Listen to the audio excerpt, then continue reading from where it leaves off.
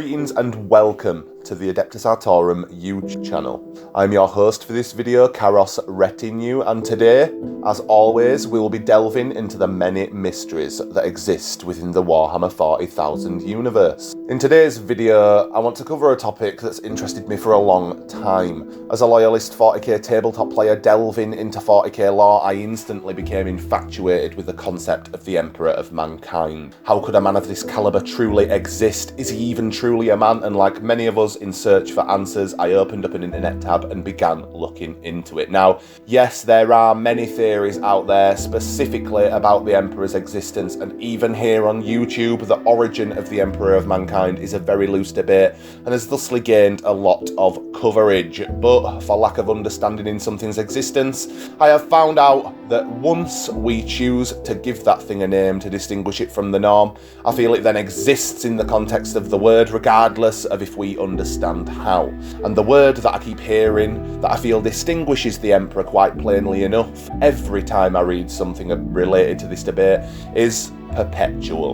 Upon discovering the mention of this word so often relating to what the Emperor was, I wondered to myself, what does the term mean? And yeah, it could be put as simply as, well, they're just immortals basically, aren't they? But as I delved into it, I discovered that the term Perpetuals was just as complex a concept as the Emperor's origins itself. And so I decided, and I'm still hoping, that this video will educate some of those who aren't quite sure, and hopefully someone will educate me with some information I may have missed or just generally aren't aware of concerning Perpetuals. I've seen a jumbled up assortment of videos that mention them, and I've also read many things that mention them in passing another topic or tale, but for lack of videos focusing wholly on them as a concept, I decided to make this video. So without further ado, let's get into it.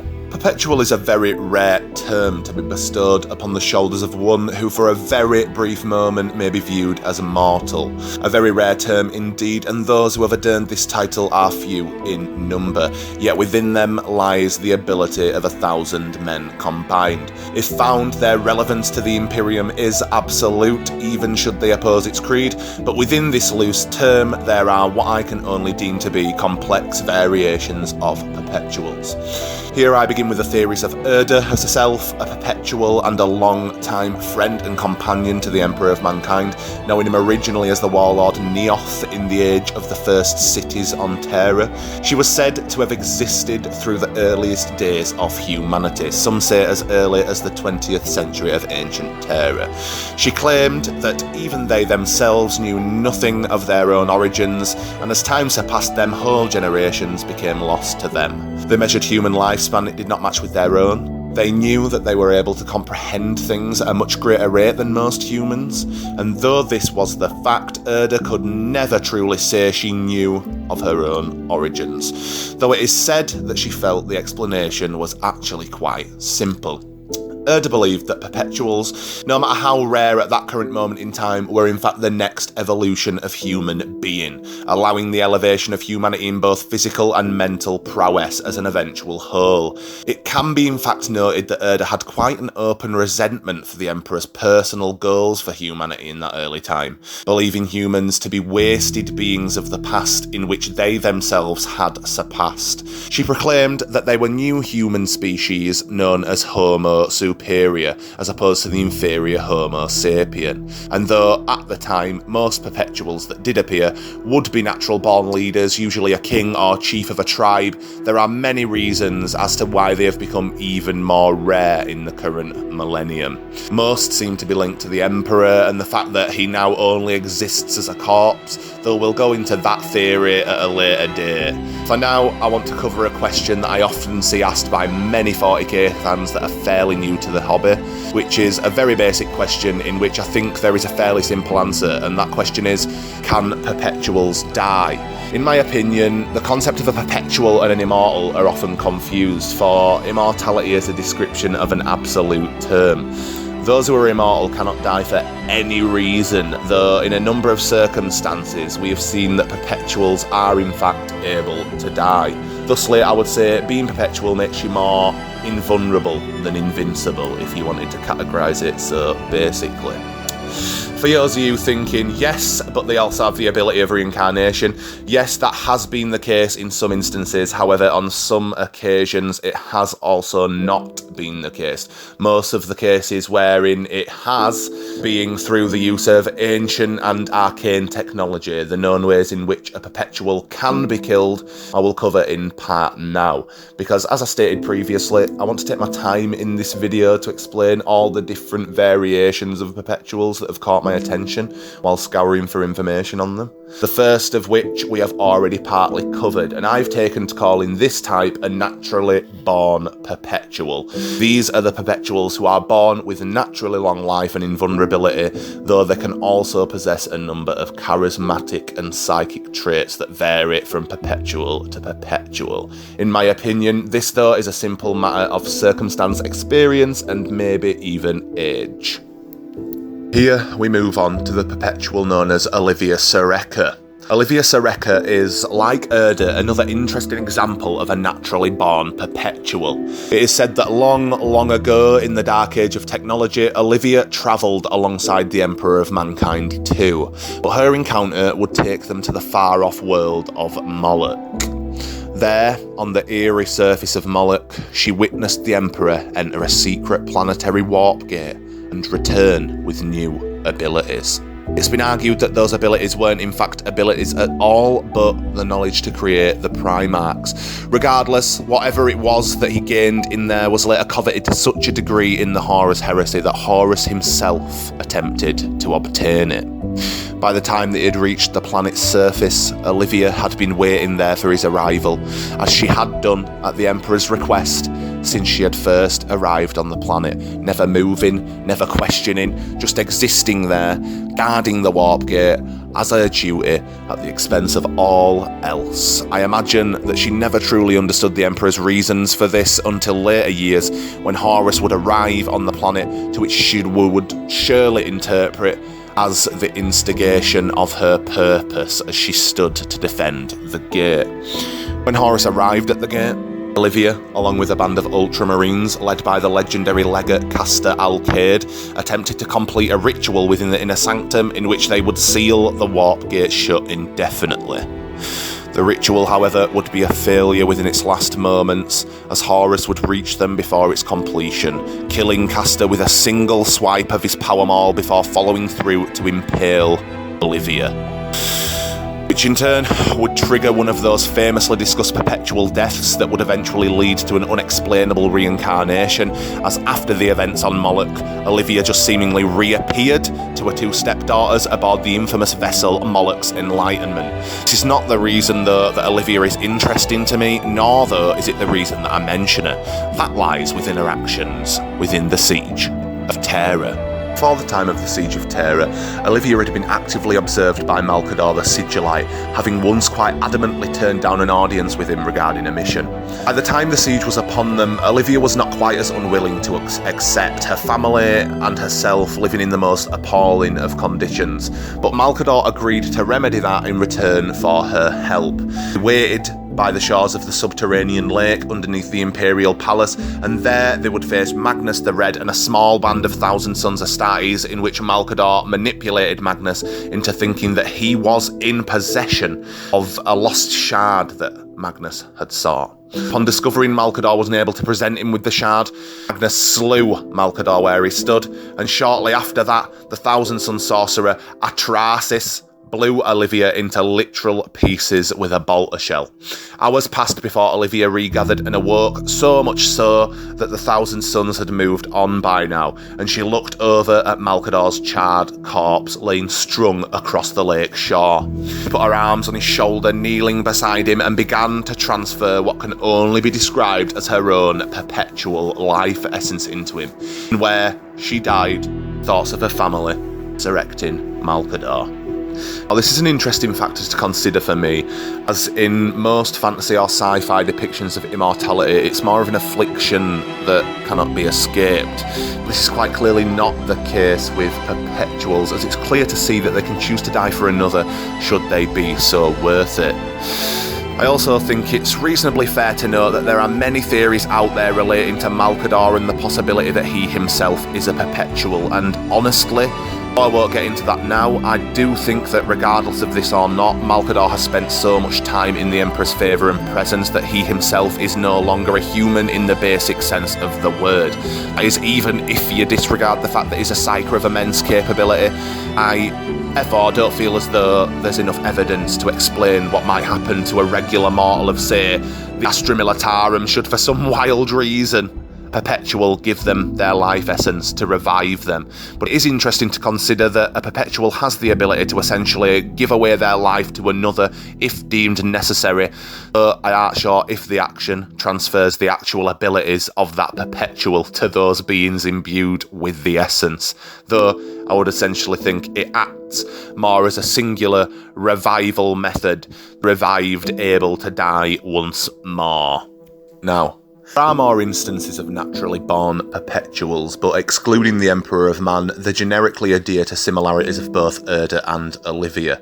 So I'm going to move on and try to explain what I consider to be another variation of a Perpetual that caught my eye. I personally believe, in my own little way, that it makes sense to categorise this type of Perpetual as an artificial Perpetual, meaning they were born immortal initially, and at some point in their life they were subjugated to some kind of change by the use of arcane technology or experimentation to make them into a Perpetual-like being. Now, it is another subject of great debate as to whether these changes literally turn you into a Perpetual, or if they simply mimic the abilities of a true Perpetual, and some would ask if there's even a difference between mimicking something perfectly and actually being that thing, considering the mimic to be a transformation, making both the original and copy initially the same thing, but I digress.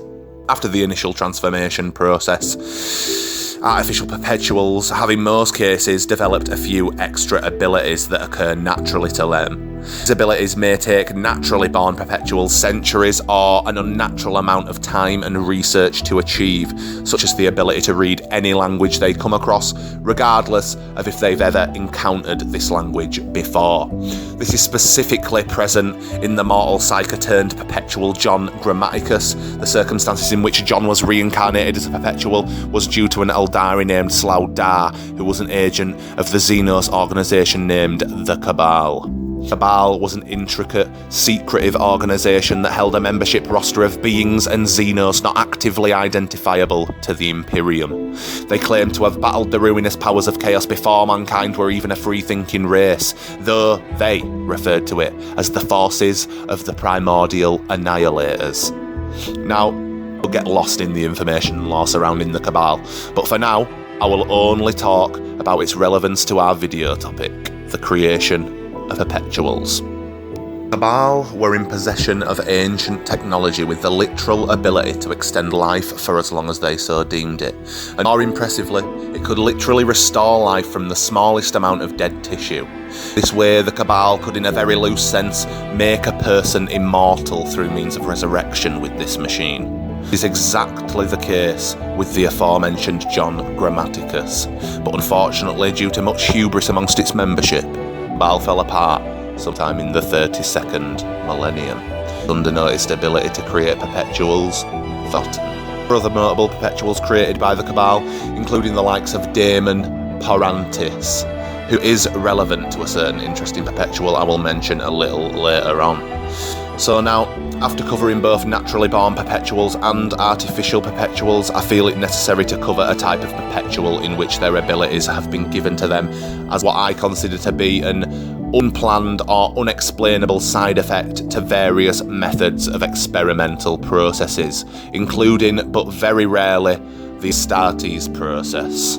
These types of Perpetuals, in my own little world, I would deem it fairly accurate to call accidental Perpetuals, as the circumstances of their existence is greatly confusing and unreplicatable in any way. These Perpetuals are rare, unique occurrences that bear no real explanation, considering that other mortals never previously gained such a status when exposed to the same such experiences or processes. One example of this is Justicar Anvil Thorn of the Grey Knights. He is in fact a topic of great debate in the 40k community, for though he had a career of much renown while rising through the ranks of his chapter, it was not until the first time he died that others began to realise he was perpetual. As it is very unusual, if non-existent, that the Astartes process causes such results, this fact leads many in the Imperium to believe that Justifier Thorn is in fact in resemblance to a great hero of Imperial prophecy, a topic that I'll be sure to consider a video on in the future. And it was said that in the current millennium, Justifier Thorn is the last Perpetual, though some have an interpretation that in the 7th edition of the Grey Knights Codex, the concept of him as a Perpetual had now been retconned by Games Workshop, but I thought him worth mentioning as a concept of intrigue. Another Perpetual that I personally consider to be an accidental Perpetual is Serene Valantian, or the Blessed Lady. Again, though surrounded by lore, I will only mention Serene concerning her relevance to this video. If Serene and her conquests alongside the Wordbearers Legion is something you'd like to hear about, let me know in the comments below. But in a nutshell, during the Great Crusade, as the Wordbearers Legion fell to chaos, they or their associates would often attempt to create a chaos ritual to bring the deceased essentially back from the dead. This such ritual was the circumstance in which Serene was brought back to life, expected to have nothing more than a second chance at life. Now, I find it important to note that those who performed this ritual had done so before, in which those who had been resurrected were once again alive, but able to return to death. This was obviously not the case for Serene upon coming into contact with the artificial Perpetual mentioned briefly before, Daemon Parantis. He told her that unbeknownst to herself, her death and consequent resurrection had made her like him, a Perpetual, though he was not sure how it could be without association to the Cabal. The circumstances of her life after discovering her newfound race as a Homo superior pushed her into relative reclusiveness, it seems, as not much else is known of her after this point in time. Now, lastly in my list of Perpetuals is my personal favourite Primarch, Vulcan. Still to this day, it's hard for me to decide through what I know whether Vulcan is on my list as an accidental Perpetual or an artificial Perpetual. Though it is widely known that the Primarchs were engineered, it is not truly known whether or not the Emperor knew how the Primarchs would grow up or how their divine traits would show from Primarch to Primarch. If this was the case, it would lead me to believe that Vulcan should be considered, as well as a Primarch, an unlikely Perpetual, though if the latter is true and the Emperor knew exactly what he was giving Vulcan, then I would consider him as an artificial Perpetual instead. Regardless, Vulcan is definitely Perpetual in the sense of the word. This is a unique trait that only he shares with his father. His brothers, unfortunately, as we've all seen, are more than able to die. Okay, so to answer the question to anyone trying to ask me directly, I would say that the concept of a Perpetual is something similar, in my opinion, to nothing more than an extremely impressive mutation. And essentially, I find that though a mutation is basically a unique evolution of a certain random being that is too rare to occur often enough to become recognised as evolution, it's still kind of an evolution within itself nonetheless. And the first Perpetuals fall into that random category of lucky individuals. I mean, not everyone is born into natural privilege and advantage. On the other hand, I also find it quite viable that the concept of Perpetuals was also a possible secret by a much older and more knowledgeable race. The Cabal may be discovering that older, knowledgeable race's secrets, or even harbouring one of its creators within its ranks. I mean, it is noted that the only confirmed known member of the Cabal was a being named Get, a Xenos said to have hailed from a race that predated even the Eldar. This race was theorised by many to be related to the Old Ones, and the aforementioned artificial Perpetual John Grammaticus always referred to Get as one of the old kind. As we all know, the Old Ones were responsible for both the creation of the Eldar, the Orcs, and humanity, and with this fact comes the knowledge that we were designed, leading us to rationally believe within our own minds that the more perfect variations of ourselves, which is essentially what Perpetuals are, must have been designed also. As a closing statement, I'll say that Perpetuals cannot be simply explained, and it defies logic to brandish them as simply immortal. For yes, an immortal can never perish, but that is all that makes them what they are. Perpetuals, though, may be considered a little less powerful for their ability to die by some, I personally consider to be so much more. As often is the case when we delve into the stories, characters, and theories that occur in the ever-darkening expanse that is the Warhammer 40,000 universe. Now, as always guys, before I have to disappear, I'd like to leave you guys a relevant quote for today's topic. This one is from the No Fear novel, in which John Grammaticus in essence proclaims himself nothing but an experiment in comparison to the Emperor while talking to another Perpetual. No, you're bloody not. I'm only what I am now thanks to Xenos' intervention. You're still a true Perpetual. You're still like him.